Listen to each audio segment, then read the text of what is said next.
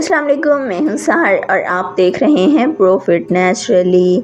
नाज़रीन, आज की वीडियो में हम आपके लिए लेके आए हैं बहुत ही आसान किचन एंड कुकिंग टिप्स, जिनको फॉलो करके आप अपनी ज़िंदगी को आसान बना सकते हैं। गोश्त को नरम और जूसी बनाने के लिए, सब्जियों का जायका मज़ीद बढ़ाने के लिए, कीमे को काला होने से बचाने के लिए, कच्चे आम को जल्दी पकाने के लिए, आम को कई दिन तक ताज़ा रखने और ऐसी कई मज़ीद टिप्स के लिए वीडियो को एंड तक देखना मत भूलिएगा।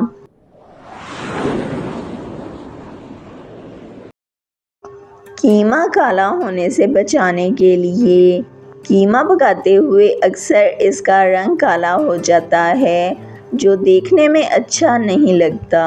अगर आप कीमा पकाते हुए इसका रंग बिल्कुल फ्रेश और खुश रंग रखना चाहते हैं, तो कीमा चाहे गाय का हो, बकरे का या मुर्गी का, कीमे को भूनने से पहले बग़ैर तेल और घी के पकाएं।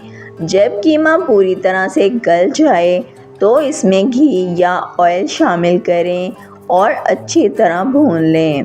इस तरीके से कीमे का रंग कभी काला नहीं होगा और बिल्कुल फ्रेश रहेगा।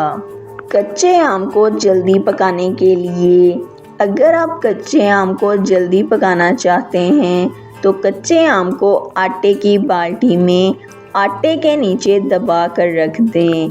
अगर ज़्यादा कच्चे आम हुए तो 2 दिन में पक जाएंगे और अगर कम कच्चे आम हुए तो 1 ही दिन में पककर तैयार हो जाएंगे।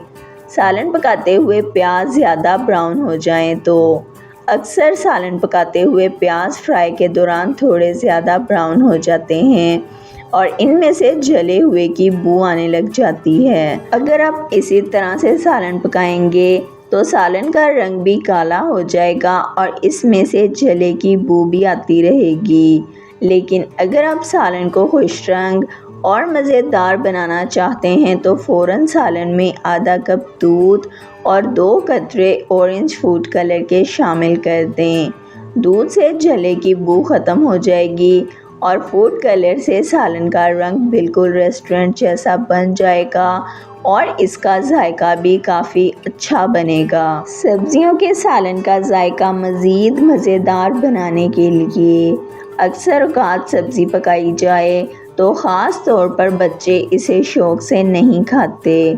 सब्ज़ी के सालन में जायका बढ़ाने के लिए आखिर में 1 चम्मच लीमू का रस या अचार का तेल शामिल कर दें और इसमें हरा धनिया ज़रूर शामिल करें। इससे सब्ज़ी का जायका और खुशबू काफ़ी बढ़ जाएगी और बच्चे भी इसे शौक़ से खा लेंगे। आम ज़्यादा दिन तक तरोताज़ा रखने के लिए, अगर आप ज़्यादा आम ले आएँ और इन्हें ज़्यादा दिन तक तरोताज़ा रखना चाहते हैं तो आम को टिश्यू पेपर में लपेट कर हवादार टोकरी में डालें। हर आम को अलग अलग टिश्यू पेपर में लपेटें और इस टोकरी को फ्रिज में रख दें। इस तरीके से आम काफ़ी दिन तक फ्रेश रहेंगे और इनका जायका भी ख़राब नहीं होगा। गोश्त को नरम और लजीज बनाने के लिए अक्सर गोश्त पकाते हुए ये सख्त और खुश्क हो जाता है और इसे खाने का ज़्यादा मज़ा नहीं आता। अगर आप गोश्त को नरम, लजीज और जूसी बनाना चाहते हैं तो गोश्त पकाने से पहले इसमें थोड़ा सा दही, अदरक लहसुन का पेस्ट और थोड़ा सा सिरका लगाकर 30 मिनट के लिए रख दें और इसके बाद इसे पकाएं। इस तरीके से गोश्त जल्दी भी गल जाएगा और ये नरम, लजीज और जूसी भी बनेगा। वीडियो पसंद आई है तो वीडियो को लाइक कर दें, चैनल को सब्सक्राइब कर लें, बेल आइकन को दबा दें ताकि आपको हमारी आने वाली तमाम वीडियोस का नोटिफिकेशन सबसे पहले मिलता रहे। वीडियो को अपने फ्रेंड्स और फैमिली के साथ भी ज़रूर शेयर करें ताकि वो भी कीमती मालूमात से फ़ायदा उठा सकें।